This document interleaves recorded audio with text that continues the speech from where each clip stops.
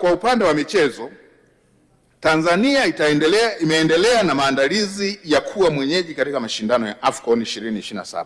Maandalizi hayo yanahusisha ujenzi na ukarabati wa viwanja pamoja na miundombinu wezeshi, ikiwemo ujenzi wa uwanja wa Arusha na Dodoma, ambao uwanja wa Arusha umeshafikia 75%, ukarabati wa uwanja wa Benjamin Mkapa ambao umeshafikia 95%, ujenzi wa uwanja wa Dodoma ambao umeshafikia 4%. Vile vile serikali imekamilisha ujenzi na ukarabati wa viwanja vya Meja Jenerali Samuyo Gymkhana Club na Shule ya Sheria ya Tanzania kwa ajili ya mazoezi.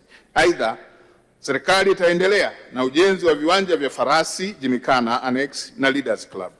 Mheshimiwa Spika, ninapenda kutumia fursa hii pia kulipongeza shirikisho la michezo la mpira wa miguu la Tanzania na uongozi wake chini ya Rais Karia kwa uongozi, uratibu na usimamizi mzuri wa mchezo huo hapa nchini. Serikali itaendelea kusimamia na kuratibu ushiriki wa Tanzania katika michezo ya kimataifa na maandalizi ya AFCON 2027 ili kuacha urithi endelevu wa michezo, ajira, utalii na heshima kwa taifa.